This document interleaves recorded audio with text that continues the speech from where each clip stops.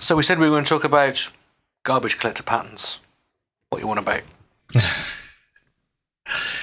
Well, so we talked a little bit when we were talking about garbage collection about those finite resources like file handles and stuff like that, and it's a pretty common scenario where older code you relied on your dealloc to clean up all of your resources, including those file handles and things like that, and of course, in a garbage collected environment, your dealloc method isn't going to be called anymore. And not only that, but you don't really know exactly when your finalize method is going to be called. So how do you deal with that kind of a situation? What's the proper way to handle that? So let's take a look at some example code for that. So here's exactly the kind of situation that we're talking about here. We've got this class called finite resources, and maybe in our initializer we open some file and we save the file handle to a file handle that's that's a member variable on the class.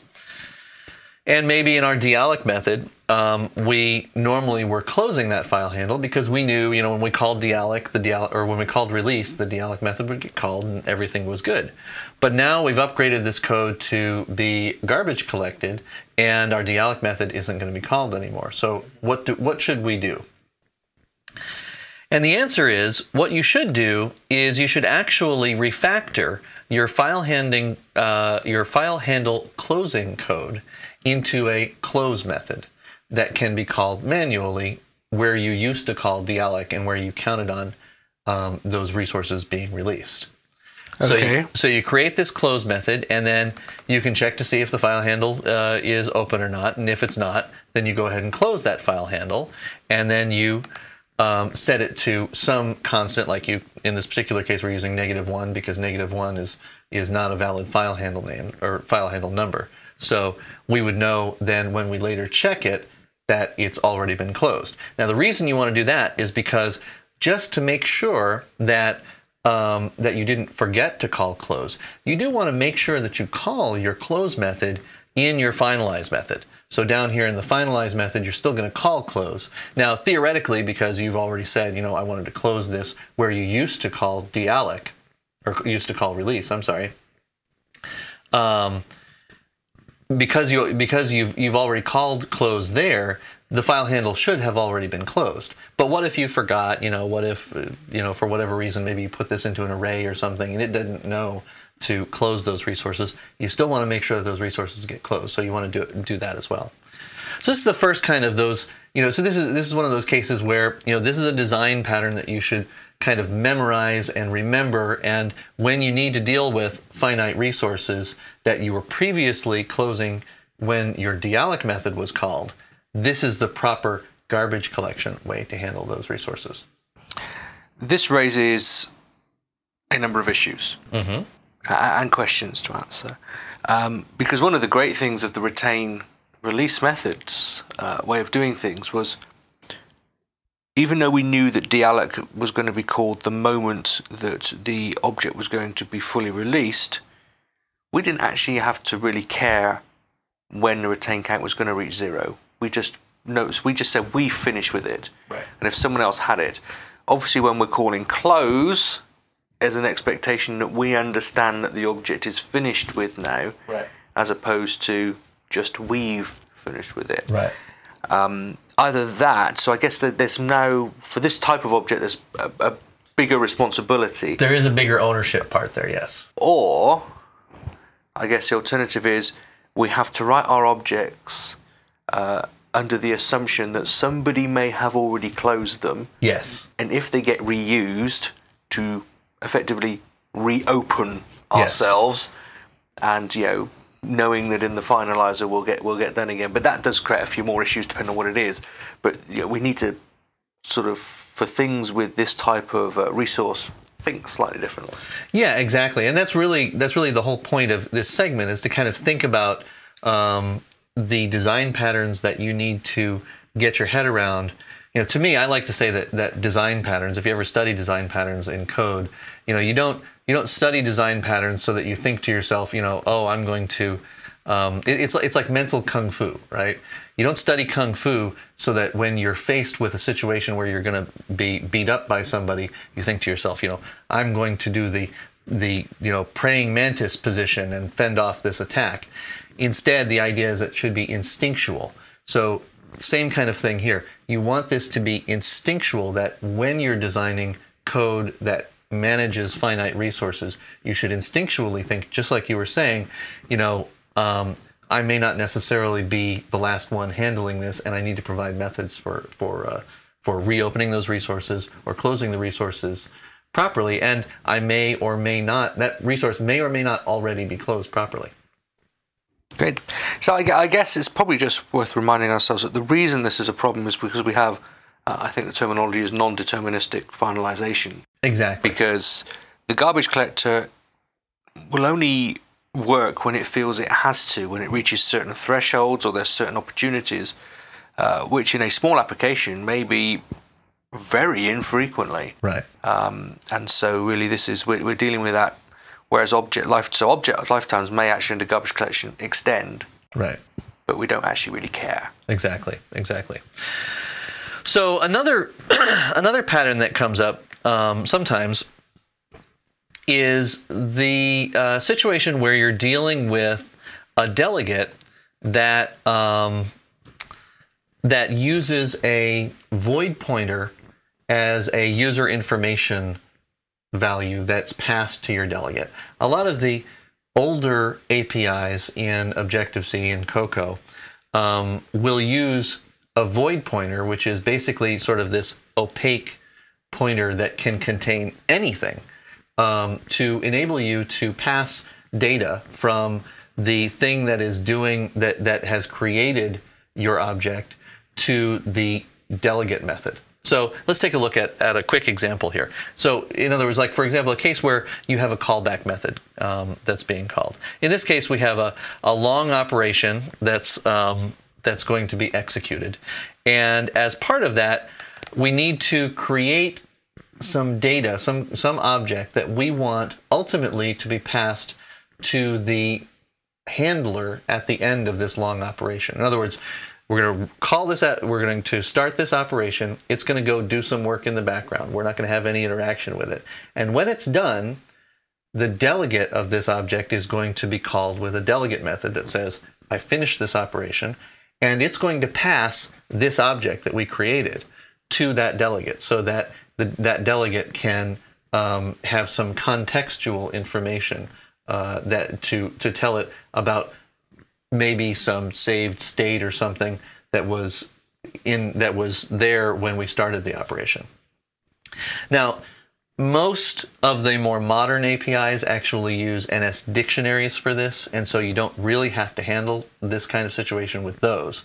It's only cases where it's a void pointer, because when it's passed as a void pointer, the user information object, the runtime doesn't know that it's an object. It could be anything. It's any kind of pointer at all. And so you have to have some special handling of that void pointer to make sure that the garbage collector doesn't collect it. So again, we create this bar object here, and then we create this thing foo that's actually going to go start the long operation, and we go and we start the long operation with a delegate of self, and our callback method is being specified here as callback method with user info, which is actually going to come up here when it's done and call this method here. So it's a callback method for object with user info, and then there's our void pointer that we have to be concerned about here in data. Okay, so we haven't covered delegates as such yet, right. So people need to trust us a little bit here. But what's going on is we're starting something that is going to go away and do something in the background. And come back and call us. And part of this process is we're telling, we're telling that operation that when it's finished, it should inform an object that it's finished, and we're saying that object is us. Correct. The self. And the way you're going to inform us is by calling this method, and then we'll do stuff in there. And that's through a delegate mechanism, which we'll talk about later. But just trust that's what's going on at the moment. Now, normally in a non-garbage collected environment, you just create this guy and you fire it off, and you can pass it in to the you can pass it in as the user info object with no problems whatsoever. Okay, because as long as you have allocated it and as long as you don't release it until you hit that delegate method. Normally you would create this guy here, you would pass it in here, and then when you come into this callback method up here, you would actually then release bar somewhere in here. Right, because we've got the alloc init. We don't want to release it in here because it needs to exist in the background method. Right. When we call the callback in, we do our release. Right. Garbage collection is all going to be ignored. Right, exactly.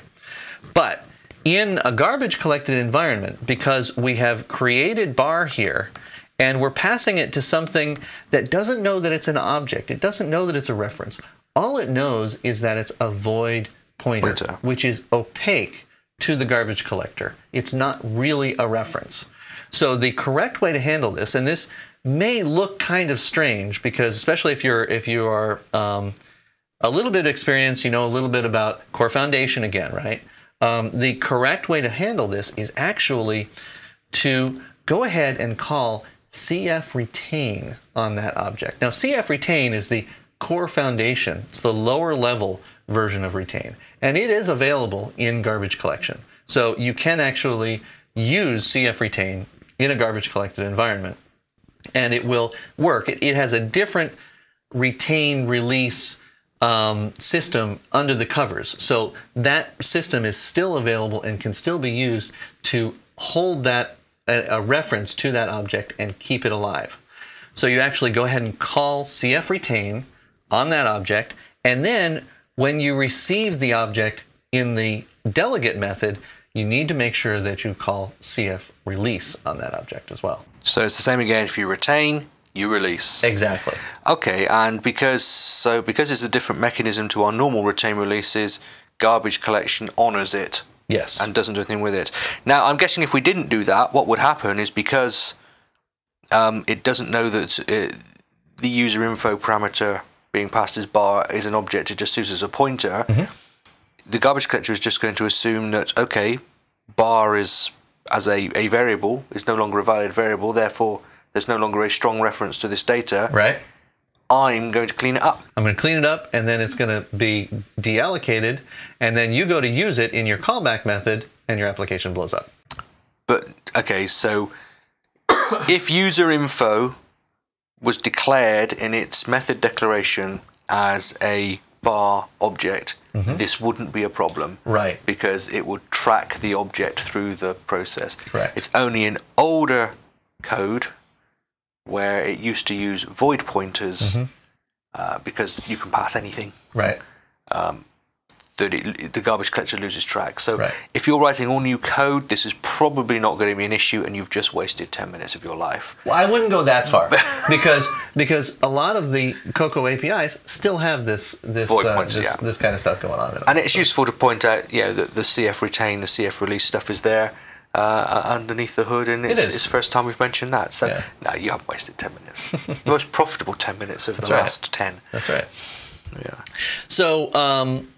So that basically shows you how to deal with, that specialized case. All of these are kind of, these little edge conditions that can cause errors in your applications. You want to make sure that you know how to handle this stuff in a garbage collected environment. It would be, it'd be a little bit of a shame if we go through all of this garbage collection stuff and we said, oh yeah, you just turn it on, it works, and then we don't have to talk anything because then we'd be out of a job. So, we have to go through these examples now. There's one other case. Remember we talked about the auto release pool and how you could use the auto release pool to handle cases where you wanted to manually force those auto released objects to be deallocated because of whatever reason. Maybe you're in a tight loop or those kinds of things. Well, in a garbage collection environment, you do still have those kinds of situations where you might have a tight loop or something where you're allocating a lot of objects and so forth, and you want to be able to force a collection of the garbage collector. Fortunately, the Objective-C runtime does give you the capability to do that. It has there are actually several low-level functions that let you do that, but there's also a whole bunch of functions that are available as part of an object-oriented interface to the garbage collector. So, and that's done through the NS Garbage Collector class. So there's the NS Garbage Collector class has a whole bunch of methods on it. The first one, of course, is the default collector, which will enable you to get the current garbage collector. Just like if you wanted to get the current auto-release pool, you know, when we were doing it, we actually created our own. But you can go get the garbage collector that's actually already out there on your that's there for your application. So you can get the garbage collector. You can enable or disable garbage collection using that. You get the singleton, and then you say enable, and that enables the garbage collector. Although it's enabled by default. But let's say you wanted to turn it off for a little while. Not sure why you'd want to do that, but if you wanted to, you could.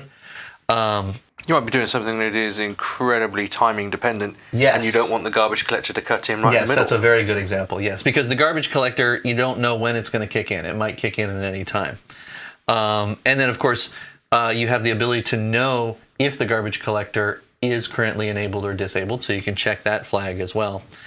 If you want to trigger a garbage collection, kind of like what we did with the auto-release pool, then you would call the collect exhaustively method. And what that does is it actually goes through and it forces a collection run to go through those, you know, those strong references, find all the garbage, and to clear it out. Another thing that you can use is the collect if needed method, which is essentially what the garbage collector does when it runs. And it's only going to collect the garbage if your memory thresholds have exceeded whatever limits it has configured. Finally, the last two methods are actually kind of pretty important. They are the disable collection for pointer and enable collection for pointer. And what they enable you to do is, remember when we talked about how the collector starts off with root objects and it looks for everything that's connected to root objects and everything those are connected to and so forth to determine what are valid objects and what are not.